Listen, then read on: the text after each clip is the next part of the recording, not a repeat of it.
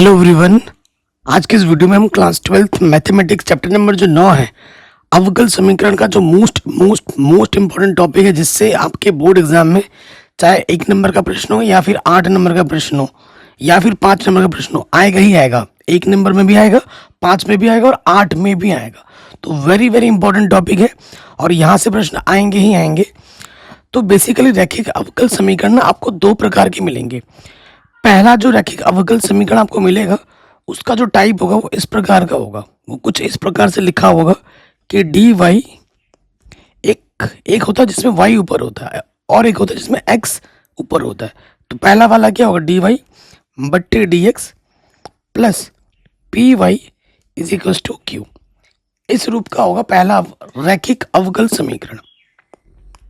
इसे हम क्या कहते हैं, रैखिक अवकल समीकरण कहते हैं। ये ठीक है। यहाँ जो P और Q होगा वो फलन होगा x में, क्योंकि बट्टे में x है, या फिर ये क्या होंगे, या अचर होंगे। समझ रहे हो मेरी बात? ये जो P है और ये जो Q है, ये फलन या तो x में होंगे, जैसे sine x, cos x, x square, या फिर कोई कांस्टेंट होंगे, अचर होंगे। उसके अलावा कुछ नहीं हो सकता। ठीक है, मैं आपको उदाहरण दे देता हूँ समझने के लिए। यहाँ पर एक मैं उदाहरण देता हूँ। ठीक है, मैं आपको एक उदाहरण देता हूँ। जैसे मैंने यहाँ लिख दिया डी वाई बट्टे डी एक्स प्लस, मैं यहाँ लिख देता हूँ x square y is equal to sine x. ठीक है, यहाँ मैंने एक उदाहरण ले लिया है सिंपल। ये हमारा क्या है, एक रैखिक अवकल समीकरण है। ये हमारा क्या है, एक रैखिक अवकल समीकरण है। इसकी तुलना जब हम इससे कर देंगे, देखो रैखिक अवकल समीकरण की तुलना, इसकी जब हम तुलना किससे करेंगे, डी वाई बट्टे d x plus p y is equal to q से करने पर, जब हम करेंगे आप खुद ही देखोगे कि भैया यहाँ पर वाई है, यहाँ पर वाई है, तो एक्स स्क्वायर की जगह पे क्या है, पी है, यानी कि पी की जगह पे क्या है, एक्स स्क्वायर है। और क्यू की जगह पे क्या है, यहाँ पर साइन एक्स है, तो क्यू की जगह पे हमारा क्या हुआ, साइन एक्स। तो जब भी आपको रैखिक अवकल समीकरण दिया होगा, आपको ऐसे तुलना करके पी और क्यू अलग से निकालने होंगे। सिंपल है, कोई दिक्कत कोई परेशानी नहीं हुई होगी। लेकिन ये हमारा फर्स्ट टाइप का है। अभी सेकंड टाइप का भी आपको बताऊंगा। तो फर्स्ट टाइप में क्या होता है, डी वाई बटे d x plus p y equal to q के रूप में होता है। पी और जो क्यू फलन होंगे या तो एक्स में होंगे या फिर यहाँ पर इसकी जगह पर कोई क्या अचर हो सकता है, उसके अलावा कुछ नहीं है। अगर यहाँ पर साइन वाई होता तो ये फिर इस रूप का नहीं होता, या तो एक्स का होगा या फिर कोई अचर पद होगा। ठीक है, अब ये तो आपको पता लग गया कि भैया ये रैखिक अवकल समीकरण है। अब इसको हल कैसे करोगे, तो हल करने के लिए कुछ नियम है।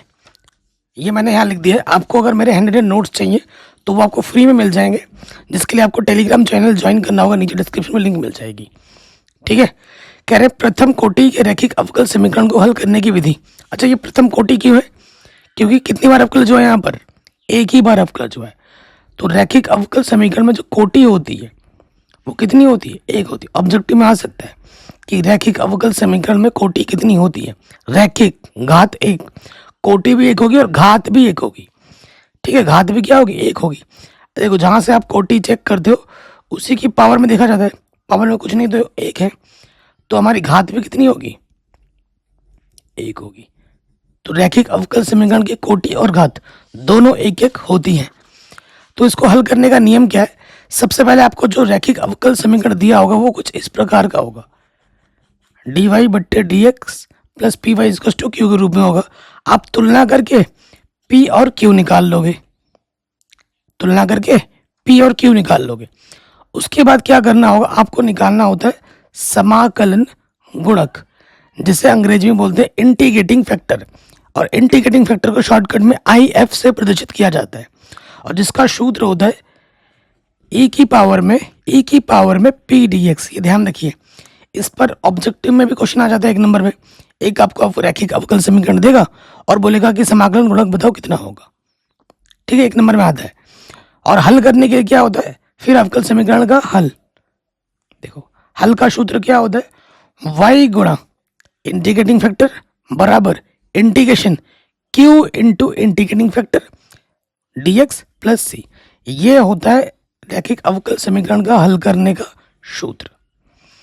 तो सबसे पहले आपको रैखिक अवकल समीकरण देगा, आप उसकी तुलना करोगे, p और q निकालोगे, फिर निकालोगे समाकलन गुणक जिसका सूत्र होता है e की पावर में समाकलन p dx। फिर इसका हल का जो सूत्र होगा वो होता है y गुणा integrating factor q into integrating factor plus c, ठीक है। ये फर्स्ट टाइप है। अभी क्वेश्चन भी सॉल्व करेंगे, टेंशन मत लो, फिर दूध का दूध और पानी का पानी हो जाएगा, और साथ ही साथ हर एक चीज़ हम आराम से समझ जाएंगे। ये तो फर्स्ट टाइप मैंने बता दिया। अब हम आते हैं सेकंड टाइप। देखो ये उदाहरण ले रखा है ना, सब सॉल्व करेंगे। अब यहाँ लिखते हैं हम सेकंड टाइप। सेकंड टाइप का क्वेश्चन भी एग्जाम में आ जाता है, ठीक है, और वेरी वेरी इंपॉर्टेंट है। यहाँ से एग्जाम में प्रश्न आएगा ही आएगा। अगर नाम बदल देना मेरा, अगर यहाँ से प्रश्न ना आए तो। दूसरा जो रूप होता है वो इस रूप में होता है। किस रूप में होता है, एक्स ऊपर होगा dx बट्टे dy, और यहाँ x है ना, तो ये px होगा इज टू q होगा। ये होता है इसका सेकंड रूप। ये क्या होता है मेरे भाई, वो सेकंड रूप। फर्स्ट रूप मैंने आपको दिखा दिया था। यहाँ जो p और q होंगे, यहाँ p और जो q होंगे वो फलन होंगे किसके, y के। फलन होंगे y के या फिर अचर, या फिर क्या होंगे, अचर होंगे, ठीक है। उदाहरण देके दिखाता हूं मैं आपको। ठीक, मैं एक उदाहरण लेता हूं। मैंने उदाहरण में ले लिया जैसे dx बट्टे dy प्लस 2x बराबर साइन y। ये मैंने क्या ले लिया, उदाहरण ले लिया, ठीक है। ये एक रैखिक अवकल समीकरण है जो किस रूप का है, इस रूप का है, dx बट्टे dy plus px is to q के रूप का है। अगर यहाँ पर हम तुलना करें, यहाँ देखोगे p कितना है, q कितना है, तो p हमारे पास क्या है, x का गुणज, p हमारे पास 2 और q हमारे पास क्या है, साइन y। तो मैंने क्या बोला, p और q क्या होंगे, या तो फलन होंगे y के या फिर क्या हो सकता है, अच्छा इन दोनों में से कोई एक चीज ही होगा, ठीक है। इन दोनों में से कोई एक चीज होगी या फिर दोनों होगी, इससे बाहर का कुछ नहीं होगा। आ गया समझ में। इसका हल करने का तरीका क्या होगा, जैसे पहले वाले में था वैसे ही होता है। देखो इसमें हल करने का तरीका क्या होता है, यदि प्रथम कोटि का रैखिक अवकल समीकरण किस रूप का हो, dx बट्टे dy plus p x is equal to q का रूप का हो। यहाँ पर 1 और q1 छोड़ देना, ये लिखना dx बट्टा dy plus p x is equal to q के रूप का हो। तो आप पहले क्या निकालोगे, तुलना करके p और q निकालोगे।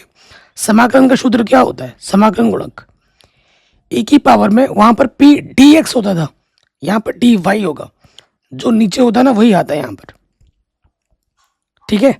p वहां उस वाले में dx था, उस वाले में क्या था, देखो उस वाले में डी, यहाँ पर बट्टे में dx था तो यहाँ पर dx था, इसके बट्टे में y है dy, तो इसकी पावर में क्या है, y है। ये याद रखने का कुछ टिप्स एंड ट्रिक्स है। और हल करने का जो सूत्र होता है वो क्या होता है, वो ये होता है, अवकल समीकरण का जो हल होता है ना वो ये होता है।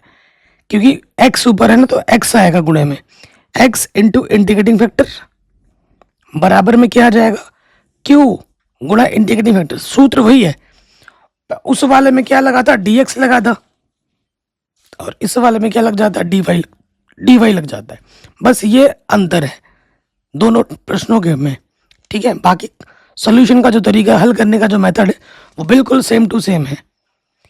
यहाँ तक आ गया, यहाँ तक कोई दिक्कत कोई परेशानी नहीं होगी। अब हम आते हैं प्रश्न में, ठीक है। जैसे ये उदाहरण नंबर 14 है, इसको हमें हल करना है। शानदार क्वेश्चन है, तो हल में आ जाएंगे। सबसे पहले एग्जाम में जैसे लिखना है ना, मैं बिल्कुल वैसे ही लिखाऊंगा, कोई शॉर्टकट नहीं करूंगा, क्योंकि प्रेजेंटेशन बहुत मैटर करती है। प्रश्न हल करना अलग बात है, प्रश्नों को सही रूप में हल करना एक दूसरी बात है। क्या लिखेंगे? दिया है dy बट्टे dx minus y is equal to q x और कॉश एक्स दिया है, ऐसे भी लिख सकते हो, दिया है अवकल समीकरण प्रॉपर वे में। ये अवकल समीकरण हमको दे रखा है ना, तो अब हम क्या करेंगे, इस अवकल समीकरण, ठीक है, अवकल समीकरण की तुलना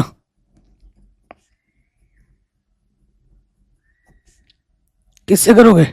डी वाई बट्टे d x plus p y equal to q से करने पर, ठीक है। और वैसे हमें यहाँ पता लग चुका है कि भैया ये क्या है, एक रैखिक अवकल समीकरण है, तो यहाँ ब्रैकेट में लिख सकते हो कि ये एक रैखिक अवकल समीकरण है, रैखिक अवकल समीकरण, ठीक है। कोई डाउट तो नहीं है यहाँ तक? अब हम यहाँ पर हम तुलना करेंगे, जो अवकल समीकरण हम दे रखा है, तो हमें मिलेगा P और हमें मिलेगा Q। P कितना मिला हमें? y का गुणज P माइनस के 1, Q की जगह पे क्या है? cos x। कोई दिक्कत, कोई परेशानी नहीं होगी। अगला काम हमें क्या करना होता है? समाकलन गुणक निकालना होता है।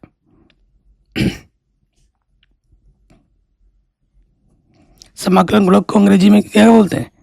इंटीग्रेटिंग फैक्टर, जिसका सूत्र होता है e की पावर में समाकलन p dx, ठीक है ना।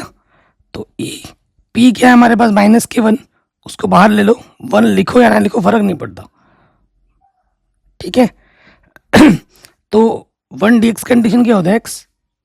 तो हमें समाकलन गुणक क्या मिल गया? e की पावर में माइनस एक्स। अब क्या लिखोगे? अतः अवकल समीकरण का हल, अतः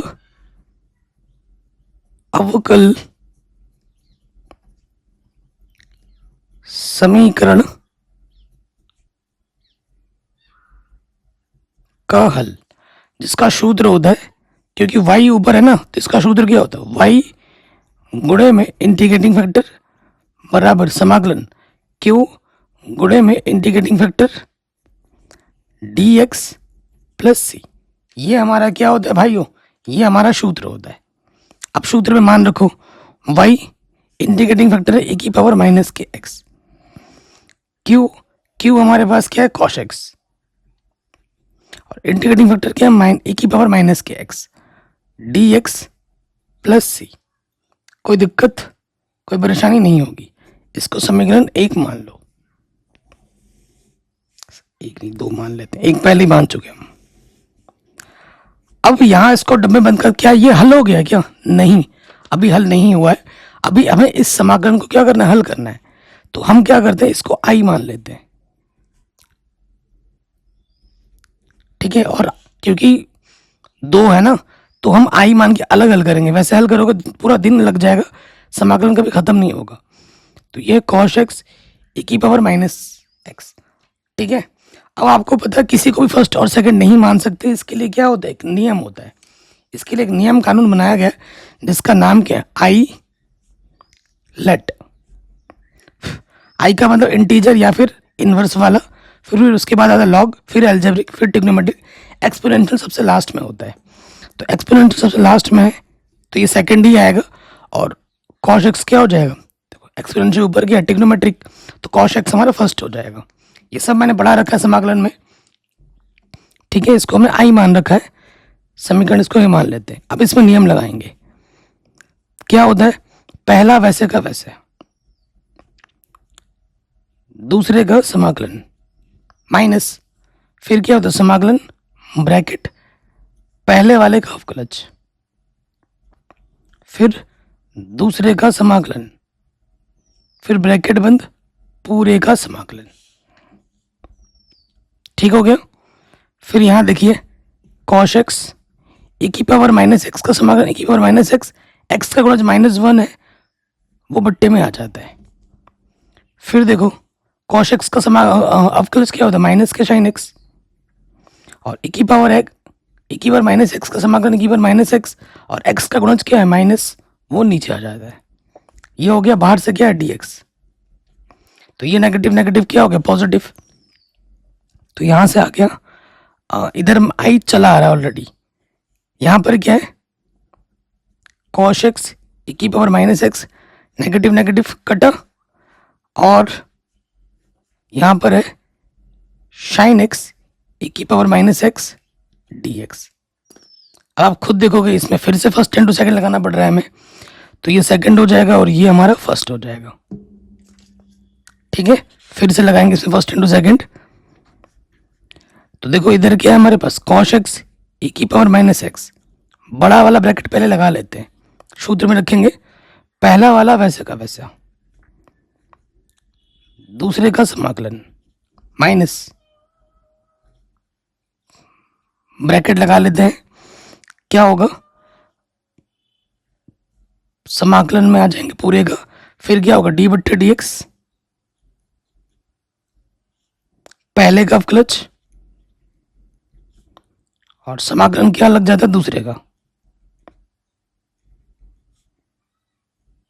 फिर क्या लगता है, पूरे का समाकलन, और फिर ये ब्रैकेट बंद। ठीक है जी। अब यहां से देखो हमारे पास क्या, माइनस के कॉश एक्स e की power minus x, negative sine x वैसे का वैसा, e की पावर माइनस एक्स का समाकलन e की पावर माइनस एक्स, एक्स का गुणज क्या माइनस, तो माइनस माइनस इसको क्या कर देगा, प्लस। तो इस नेगेटिव से मैं अंदर गुणा भी कर दे रहा हूँ साथ ही साथ, इसको ये प्लस बना देगा।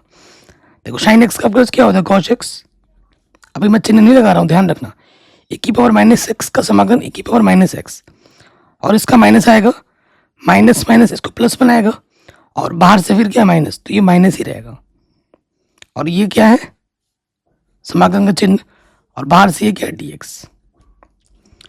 ये चीज फिर से वही आ गई जो प्रश्न में हमें दे रखा था, जिसको हम हल कर रहे थे, इसीलिए हमने इसको आई माना है। अगर आई नहीं मानोगे ना ये चलता जाएगा। तो ये क्या आई है, समीकरण, कहां से, ए से।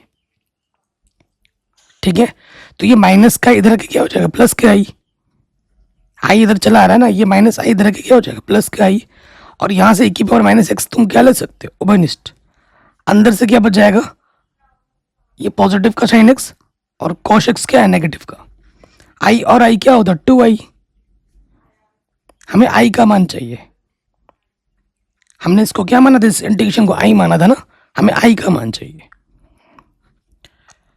तो यहां से आई का मान क्या हो जाएगा, ये दो गुणे में इधर के बट्टी में आ जाएगा, e की power minus x sine x minus cosh x बट्टे में 2, आई का मान मिल गया, आई का मान उठाकर समीकरण नंबर 2 में रख दो।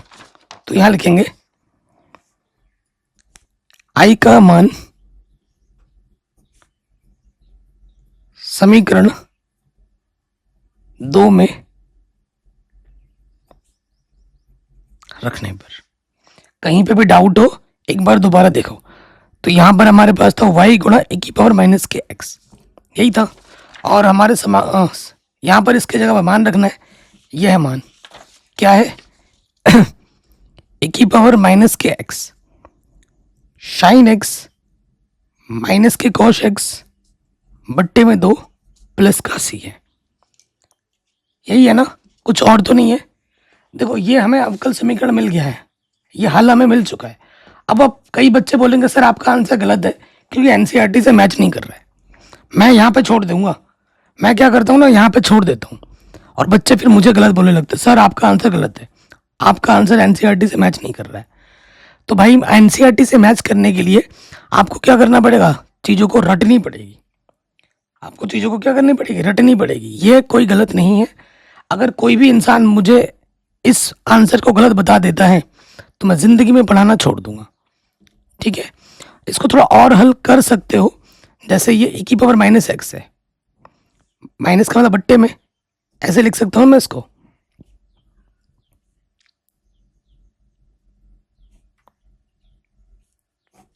ठीक, ऐसे लिख सकता हूँ, ये बट्टे की तरह के क्या हो जाएगा, गुणे में, तो e की पावर माइनस एक्स e की पावर प्लस एक्स, e की पावर क्या हो जाएगा 0, गुणा में घातें जुड़ती हैं,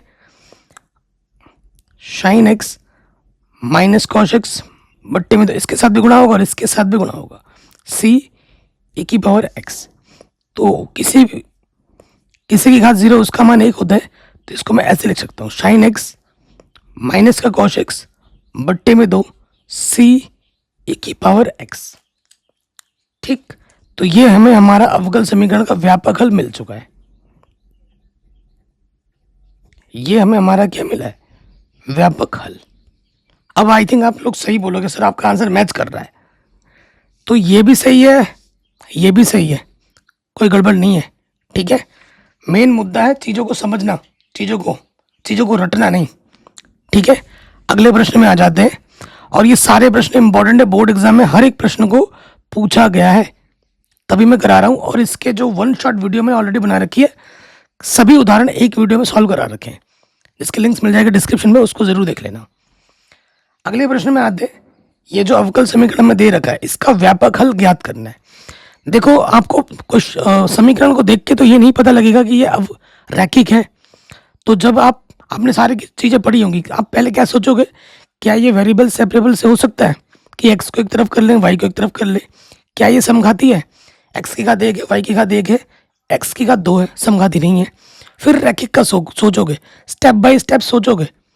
जब आप बहुत सारे प्रश्न हल कर लेते हो ना, तो आपका दिमाग खुद बोलेगा कि भैया ये वाला ना ऐसे होगा, ये वाला ना वैसे होगा।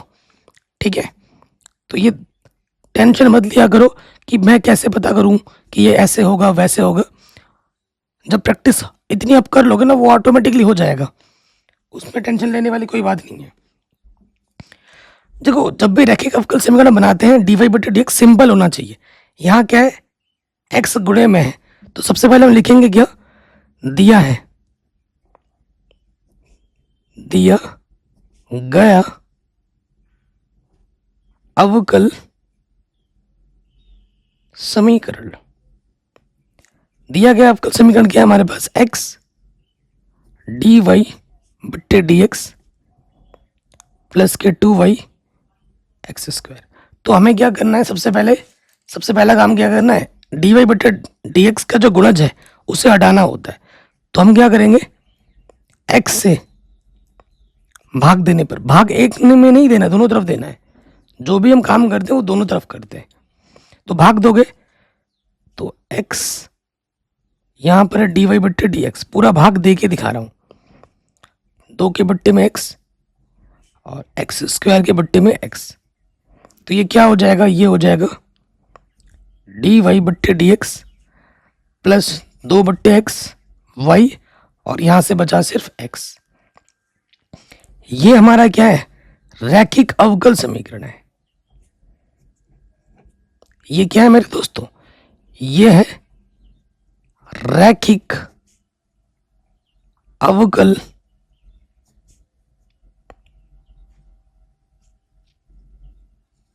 समीकरण। ये हमारा क्या है, रैखिक अवकल समीकरण है। ठीक है, सो रैखिक अवकल समीकरण है यहां। अच्छा, ये किस रूप में है वो भी बता दूंगा, टेंशन मत लो। किस रूप का ये है dy बट्टे dx plus p y is to q के रूप का है। तो जब हम तुलना करेंगे तो p की जगह पे क्या है, p क्या होता है, y का गुणज। p है हमारे 2 बट्टे में x और q क्या है, सिर्फ x। कोई दिक्कत, कोई परेशानी नहीं होगी। अब हमें क्या निकालना है, अवकल समीकरण का हल निकालना है। अवकल समीकरण का समाकलन गुणक। सबसे पहले हम समाकलन गुणक निकालेंगे, उसी के बाद तो बात बनेगी हल की, जिसका सूत्र क्या होता है, e की पावर में p dx। यही होता है e की पावर में p dx। तो हल करेंगे, p का मान क्या है, 2 बट्टे x dx। तो यहां देखो इंटीग्रेटिंग फैक्टर है ना, 2 बाहर आ जाएगा, 1 बट्टे x dx। तो e की पावर 2, 1 बट्टे x का इंटीग्रेशन क्या होता है, log x। ठीक है ना। और आप ये सूत्र जानते ही होंगे, n log m क्या होता है, log m की पावर n। तो ये जो पावर में 2 है ना, वो यहाँ आ जाएगा यहाँ पर। और आप ये सूत्र भी जानते होंगे, e की पावर में जो log x होता है वो सिर्फ x के बराबर होता है। तो यहाँ x की जगह पे क्या है, सिर्फ एक्स स्क्वायर है। तो इंटीग्रेटिंग फैक्टर मुझे क्या मिल गया, एक्स स्क्वायर। ये क्वेश्चन जो भी हम कर रहे हैं बोर्ड एग्जाम में, इसको कई बार लगभग हर साल एग्जाम में आ ही जाता है। ठीक है, हो गया। अब हम क्या निकालेंगे, अवकल समीकरण का हल। अतः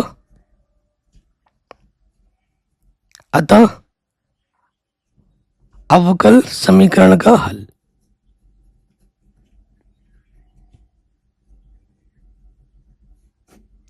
ठीक, हल का जो सूत्र होता है मेरे भाइयों, वो क्या होता है, वो होता है y गुणा इंटीग्रेटिंग फैक्टर q गुणा integrating factor dx plus c। यही सूत्र होता है। अब इस सूत्र में हम क्या रखेंगे, मान रखेंगे और हल कर देंगे, हमें हमारा उत्तर मिल जाएगा। तो y हो गया, इंटीग्रेटिंग फैक्टर क्या है मेरा, एक्स स्क्वायर। q मेरा पास क्या है, q मेरे पास x है। इंटीग्रेटिंग फैक्टर क्या है, x square dx plus c। कोई दिक्कत नहीं होगी।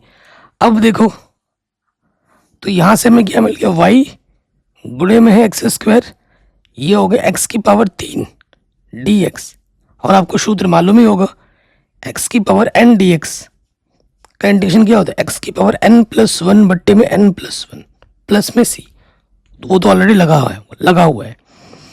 तो ये आ जाएगा y into x square n+1 बराबर है, तो 3 + 1 कितना, 4, जो घात ऊपर होती है वही घात नीचे आ जाती है। अब यहाँ पर हम छोड़ देंगे, तो ये हमारा उत्तर आ चुका है, ये हमें हमारा उत्तर मिल चुका है। कई बच्चे यहाँ पे भी छोड़ेंगे तो ये पूरा सही है इसको, या फिर दूसरे रूप में लिखना चाहोगे तो वो वैसे भी लिख सकते हैं, जैसे एक्स स्क्वायर से क्या कर दोगे, भाग दे दोगे, इधर आके बट्टे में बचला जाएगा ना, तो 4 और यहाँ आ जाएगा 2, एक्स स्क्वायर बट्टे 4, ये बट्टे में आ जाएगा c बट्टे एक्स स्क्वायर। देखो 4 है, पूरा करके दिखाता हूँ, ये एक्स स्क्वायर से भाग दे दिया, तो ये हो जाएगा एक्स स्क्वायर बट्टे में 4, और ये हो जाएगा c एक्स की पावर -2। ये ऐसे भी लिख सकते हो। ये हमें हमारा क्या मिल गया, व्यापक हल मिल चुका है। व्यापक हल किसे कहते हैं, जिसमें c रहता है उसे व्यापक हल कहते हैं, जिसमें c नहीं रहता है उसको हम विशिष्ट हल कहते हैं। और एग्जाम में, बोर्ड एग्जाम में व्यापक हल और विशिष्ट हल पे प्रश्न आएगा ही आएगा, 100% गारंटी है, आपको मिलेगा ही मिलेगा, ये मेरा दावा है। तो ये क्वेश्चन भी हो गया आराम से। ठीक है, चलिए अब अगले प्रश्न पे आ जाते हैं। ये इस प्रश्न को भी बोर्ड एग्जाम में कई बार पूछा गया है। उदाहरण नंबर 16, क्या बोल रहे हैं, अवकल समीकरण का व्यापक हल ज्ञात कीजिए। y की घात 1, x की घात 1, y की घात 2, तो ये समघाती तो नहीं है। ठीक है, ये समघाती है क्या, नहीं है। तो y dx है, तो सबसे पहले देखो अवकल समीकरण को मैं कैसे लिख सकता हूं, तो हल में आ जाओ, दिया गया अवकल समीकरण क्या है हमारे पास, y dx minus x 2y² dy, यही दे रखा है। तो मैं क्या करूंगा, y dx, ये नेगेटिव का उधर के क्या हो जाएगा, पॉजिटिव का। ये जो क्वेश्चन हम कर रहे हैं, पिछले साल इसी क्वेश्चन को 5 नंबर में पूछा गया था, 5 नंबर में।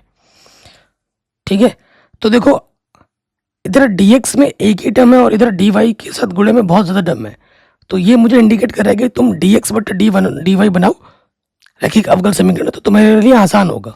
dy बटे dx बनेगा भी नहीं, तो मैं क्या करूँगा, ये जो गुणे में है, ठीक है, ये जो गुणे में इधर के बट्टे में आ जाएगा, क्योंकि y की पावर भी ज़्यादा है। ठीक है, इसलिए मेरे को दिमाग में ये आइडिया आया। अब इसको मैं कैसे लिख सकता हूँ, dx बट्टे dy, और ये जो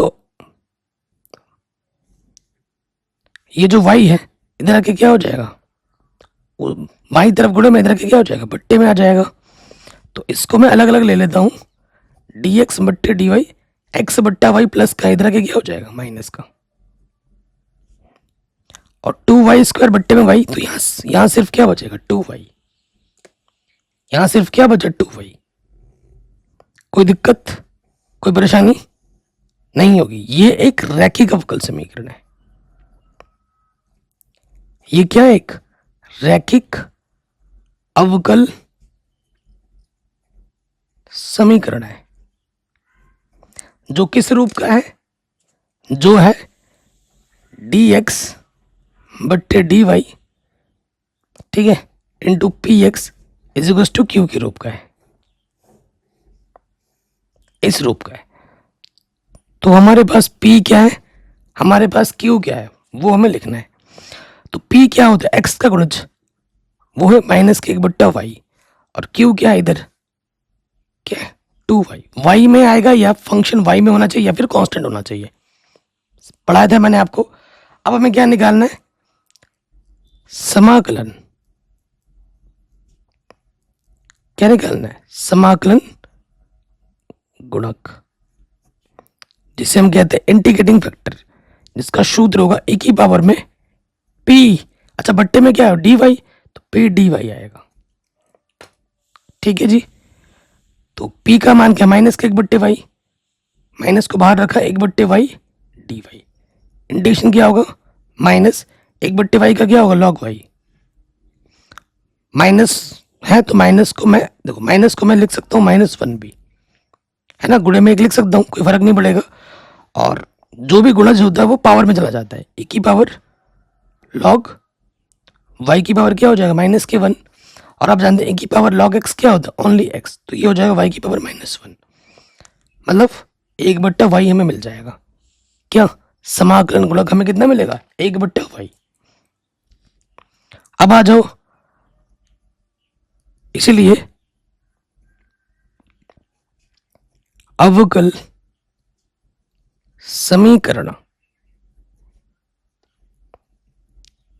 का हल, ठीक है, अवकल समीकरण का हल सूत्र क्या होता है?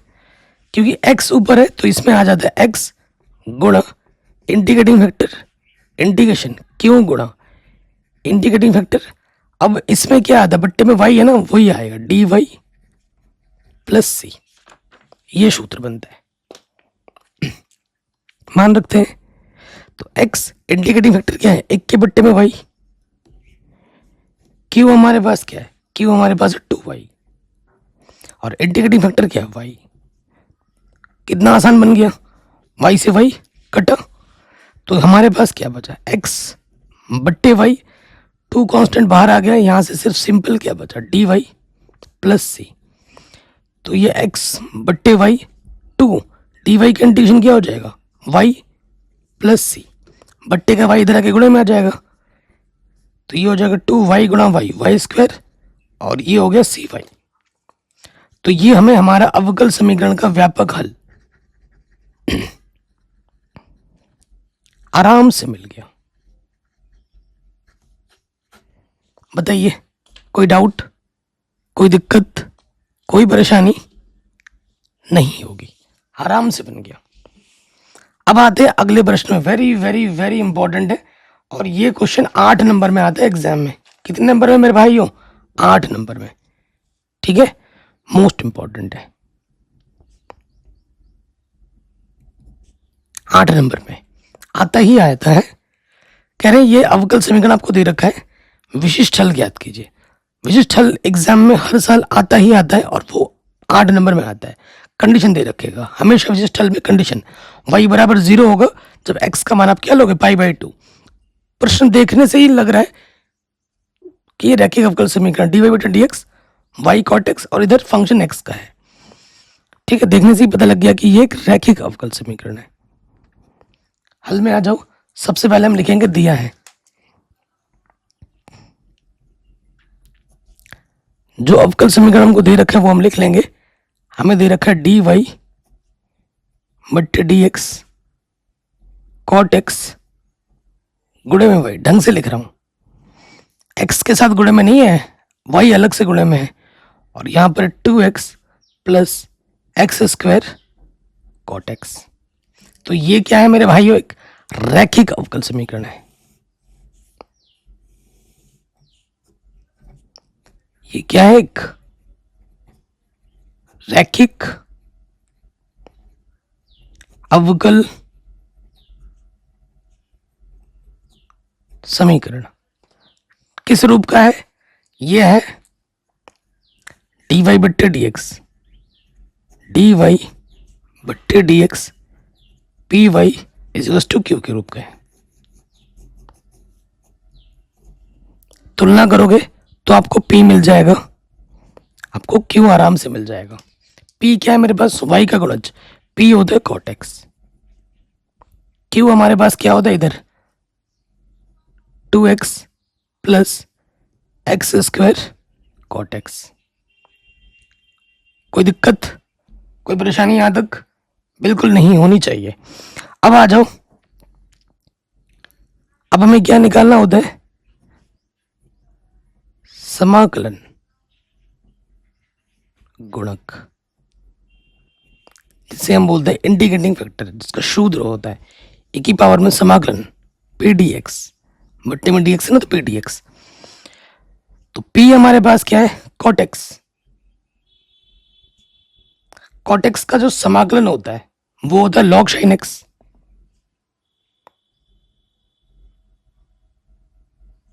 ठीक है, और e की power log x, only x होता तो x की जगह पे क्या आ जाएगा? sin x। यानी कि हमारे पास जो इंटीग्रेटिंग फैक्टर है वो हमको क्या मिला है? sin x।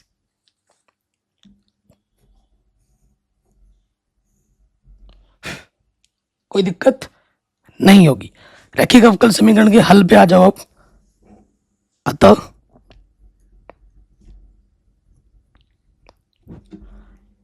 अवकल समीकरण का हल,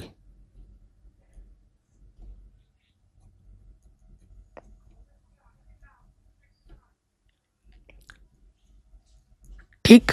अवकल समीकरण का हल का सूत्र क्या होता है? इसका सूत्र होता है, क्योंकि डी वाई ये वाई ऊपर है, तो वाई गुणा इंटीग्रेटिंग फैक्टर क्यू गुणा integrating factor D x plus C होता है। ठीक है जी। अब इस सूत्र में सारे मान रखो और हल करो। तो y का मान हमारे पास क्या है? कुछ नहीं, y की जगह तो y रहता है। इंटीग्रेटिंग फैक्टर हमारे पास क्या है? sin x। q हमारे पास क्या है? q हमारे पास ये है 2x plus x square cot x, और फिर क्या है? sin x।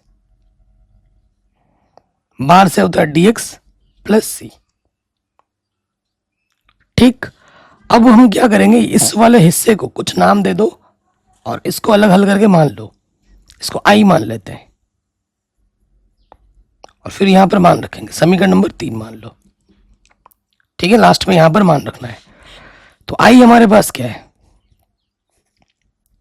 2x, sin x से भी अंदर गुणा कर देता हूं, sin x, फिर है एक्स स्क्वायर, cot x को मैं लिख सकता हूं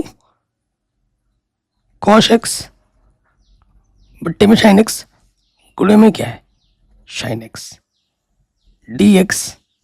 ठीक है, यही चीज है हमारे पास। देखो sin x से sin x कटा, तो यहां पे क्या हो जाएगा? 2 बार x sin x dx, अलग अलग ले रहे हैं। यहां पर x square cos x dx, इसका इंटीग्रेशन अलग करना होगा, इसका भी इंटीग्रेशन अलग करना होगा आइलेट मान के, आइलेट वाले नियम से। तो आइलेट का नियम क्या कहता? आइलेट इनवर्स या फिर एल्जेब्रिक, फिर लॉगरिथम, फिर इनवर्स या फिर integer, logarithm, algebraic, trigonometric, exponential. तो एल्जेब्रिक को पहले पोजीशन है टी, उसके बाद है, तो इसको सेकंड मानेंगे। इसमें आ जाओ, सेम चीज, ये फर्स्ट आएगी और ये सेकंड। ठीक है, अब हम करते हैं समाकलन। टू टोटल के बाहर है, क्या होता है कि पहला वैसे का वैसा गुणा दूसरे का समाकलन माइनस समाकलन, फिर पहले वाले का अवकलज, पहले वाले का अवकलज हो गया, फिर क्या होगा? दूसरे वाले का समाकलन होता है, और फिर क्या होता है? पूरे का समाकलन होता है। फिर ब्रैकेट बंद कर दिया, यहां आ जाओ प्लस, इसमें भी वही चीज चलेगी, पहला वाला वैसे का वैसा गुणा दूसरे वाले का समाकलन कॉश एक्स डी एक्स, फिर माइनस, फिर क्या चलेगा, पहले वाले का अवकलज, पहले वाले का अवकलज, फिर दूसरे वाले का समाकलन कॉश एक्स डी एक्स, और फिर पूरे का समाकलन।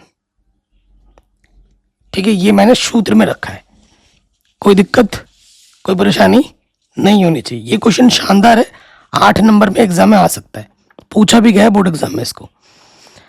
अब देखो इधर आई चला रहा है, ध्यान रखिएगा, 2x साइन एक्स कंडीशन क्या होता है, माइनस के कॉस एक्स, फिर x का अवकलज क्या होता है, 1 होता है, साइन एक्स कंडीशन माइनस के कॉस होता है, माइनस माइनस इसको प्लस बना देगा, गुणे में कॉस एक्स, फिर बाहर से क्या डी एक्स।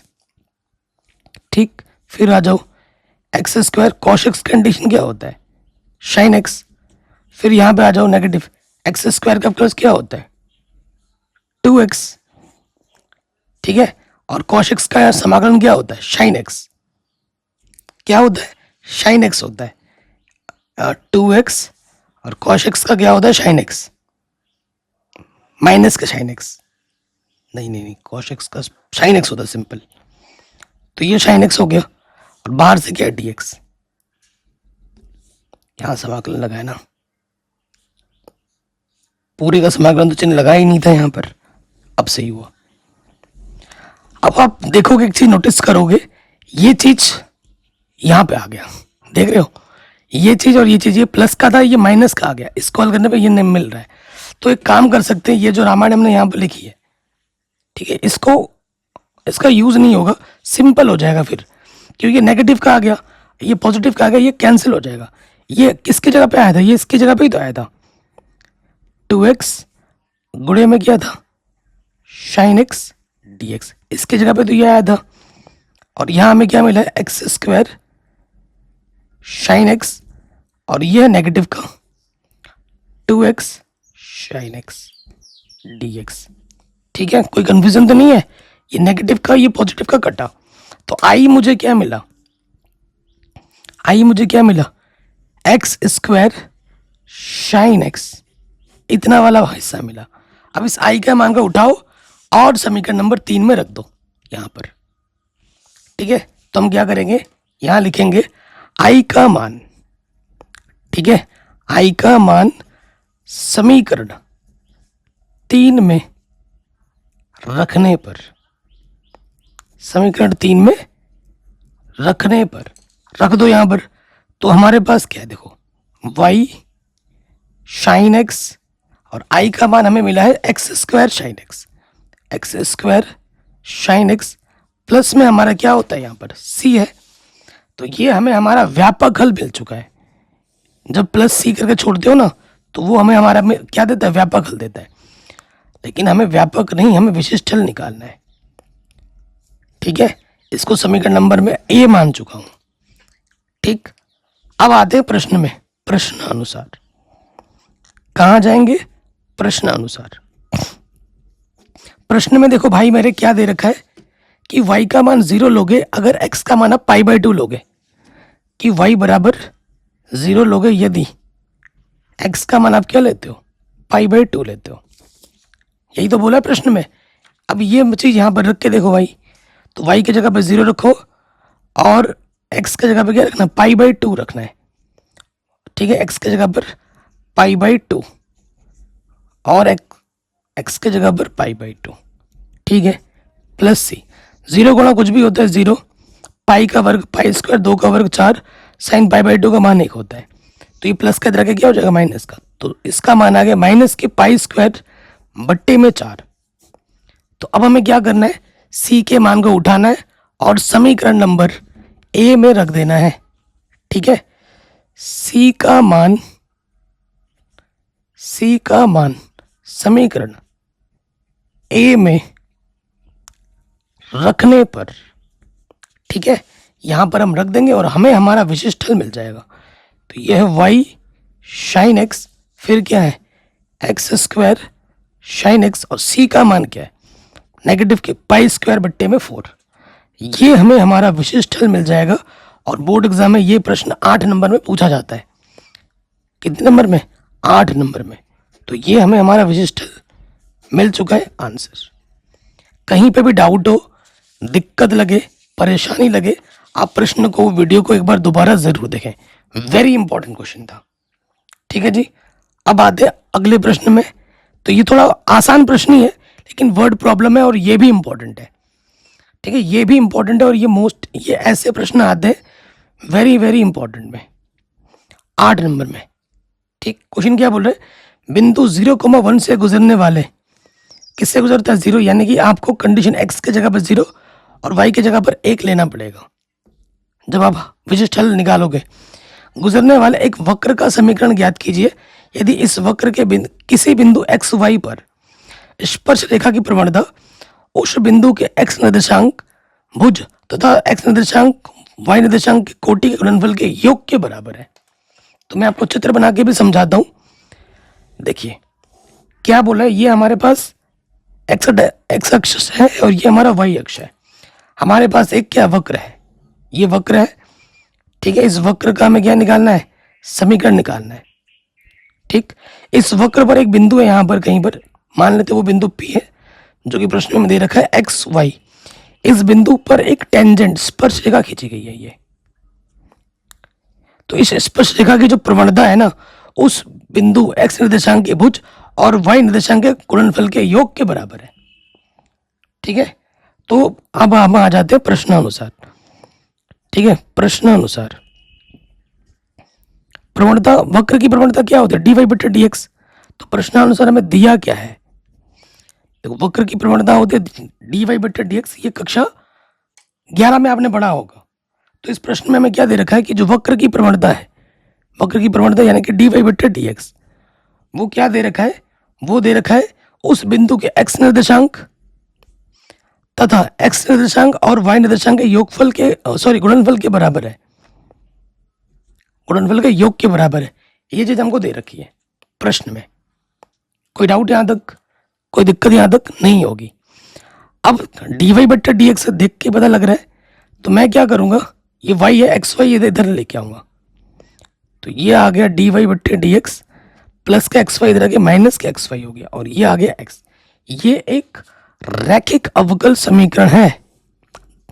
ये क्या है मेरे भाइयों, एक रैखिक अवकल समीकरण। ये क्या है मेरे भाइयों, एक रैखिक अवकल समीकरण है जो कि किस रूप में है, मैं रूप भी लिख देता हूं। यह dy/dx plus p y is equal to q के रूप में है। ठीक है ना, इसको समीकरण एक मान ले दो। यहां p के जगह पर y का गुणज माइनस के x और q क्या होता है इधर वाला x, ये हमको दे रखा है। ठीक है जी, इसलिए हम क्या निकालेंगे, सबसे पहले हम निकालेंगे समाकलन गुणक। समाकलन गुणक जिसे हम बोलते हैं इंटीग्रेटिंग फैक्टर, जिसका सूत्र होता है e की पावर में p dx। ठीक है जी, तो p हमारे पास है माइनस के x dx। तो x का इंटीग्रेशन क्या होता है, x²/2। ठीक है, शानदार प्रश्न है। तो x का इंटीग्रेशन क्या होगा, x²/2। कोई दिक्कत, कोई परेशानी नहीं होगी। ये हमें हमारा मिल चुका है इंटीग्रेटिंग फैक्टर। ठीक है, इसलिए हमें क्या निकालना है, अवकल समीकरण का हल। अतः अवकल समीकरण का हल, इसमें आ जाते हैं, अवकल समीकरण के हल में आ जाते हैं। तो जिसका सूत्र होता है, क्या होता है मेरे भाइयों, y गुणा इंटीग्रेटिंग फैक्टर q गुणा integrating factor dx plus c। यही होता है ना मेरे भाई। तो मान रखो y इंटीग्रेटिंग फैक्टर क्या है, a की पावर में माइनस का x²/2। q हमारे पास क्या है, q हमारे पास है x, और यहाँ क्या है इंटीग्रेटिंग फैक्टर में a की पावर में x²/2 dx प्लस c। कोई दिक्कत, कोई परेशानी यहाँ तक नहीं होगी। थोड़ा परेशानी आपको लग रहा होगा कि भैया ये इंटीग्रेशन कैसे करूं, ये लग रहा होगा ना, ट्रस्ट में बहुत आसान है, क्योंकि x² के मानने पे अवकलज x आपको मिल रहा है तो माना, t मान लेते हैं, e की पावर में पूरा ही मानना पड़ेगा, e की पावर एक्स स्क्वायर बट्टे 2 को आपने क्या मान लिया, t मान लिया, ठीक है। e की पावर वाले को मानना है ना, e को मत मानो, e को मत मानो, एक्स स्क्वायर के e की पावर में जो होता है ना उसको सिर्फ माना जाता है, ठीक है, उसको सिर्फ माना जाता है। तो यहां से क्या आ जाएगा, देखो अवकलज करेंगे dt बट्टे dx, एक्स का सापेक्ष अवकलज करोगे माइनस के 1/2 कांस्टेंट बाहर है, एक्स स्क्वायर का अवकलज क्या हो जाएगा 2x, 2 से 2 घटा तो x dx की जगह पे क्या आ जाएगा माइनस के dt, ठीक है। ये मान उठाकर यहां रख दो तो इधर है y, इधर से कुछ लेना देना नहीं है, ठीक है, इधर से अपन को कुछ लेना देना नहीं है, हमें लेना देना सिर्फ इस इंटीग्रेशन से। यहां पर मत मान रख देना, आप सोच रहे हो कि यहां पे भी रख देना है ना, इधर से कोई लेना देना नहीं है, हमें मान इंटीग्रेशन के लिए ये काम कर रहे हैं, तो वो चीज़ आपको ध्यान में रखनी है। तो x dx की जगह पे क्या आ जाएगा माइनस के dt, माइनस मैंने बाहर रखा है, ये आ गया dt, और एक्स स्क्वायर, एक्स माइनस भी मान लिया था हमने, माइनस भी मान लिया था हमने, t हमने माना था, चलो माइनस भी माना था ना हमने, कोई दिक्कत नहीं, e की पावर t आ गया, सही हो गया, और भी आसान हो गया बल्कि। अब हम क्या करेंगे, आप जानते हैं e की पावर t का इंटीग्रेशन e की पावर t होता है। अब t का मान रख दो, t का मान क्या है, हमने t माना था एक्स स्क्वायर बट्टे में 2, माइनस के एक्स स्क्वायर बट्टे में 2 प्लस c, और यह y की पावर में माइनस के एक्स स्क्वायर बट्टे 2, ये हमें हमारा व्यापकल मिल चुका है, ठीक है। समीकरण 1 मान देते हैं और इसको ये हमें हमारा क्या मिल चुका है, व्यापक हल। कोई दिक्कत, कोई परेशानी नहीं होगी, चूंकि यह 0,1 से गुजरती है, 0,1 से गुजरती है या जाती है, जो लिखना चाहो। तो आपको पता ही है मेरे भाई कि इस x की जगह पे 0 रखना है और y की जगह पर 1 रखना है, कोई डाउट, कोई दिक्कत नहीं होगी। अब हम क्या करेंगे, रख देंगे भाई मान, c का मान निकालना ना मैं, तो y की जगह पर 0 और माइनस x की जगह पर, अच्छा y की जगह पर 1 रखना था, सॉरी, y की जगह पर 1 और x की जगह पर रखना है 0, ठीक, माइनस x की जगह पर रखना है 0 बट्टे में 2 प्लस c, तो किसी की पावर में 0 हो, 0 के बट्टे कुछ भी हो 0 होता है, तो ये भी आ गया 0, और किसी के हाथ 0 उसका मान 1 होता है, ठीक है, कितना होता है 1। तो यहां से मुझे इसके मान निकालना है c का, ओके। कुछ गड़बड़ तो नहीं कर रहे हम, क्योंकि नजर हटी दुर्घटना घटी। तो c का मान 2 ही आ रहा है, माइनस का 1 इधर आके क्या हो जाएगा प्लस का 1, कोई नहीं, सही है, c का मान 2 है। अब c का मान निकल गया, अब काम खत्म, c के मान को उठाकर यहां रख दो, आपको आपका विशिष्टल आराम से मिल जाएगा। तो क्या करेंगे, c का मान समीकरण नंबर a में रखने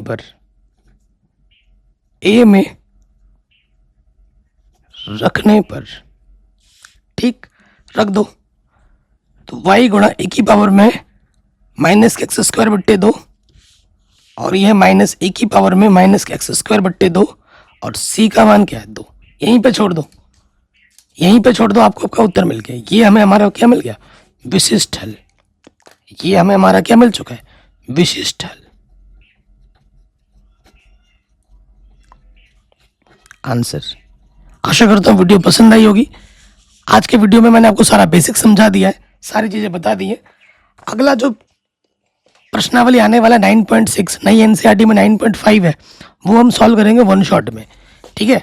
बाकी मैंने ऑलरेडी करा रखा है, लिंक्स मिलेगी डिस्क्रिप्शन में प्लेलिस्ट की, आप ऐसे प्लेलिस्ट भी चेक कर सकते हैं।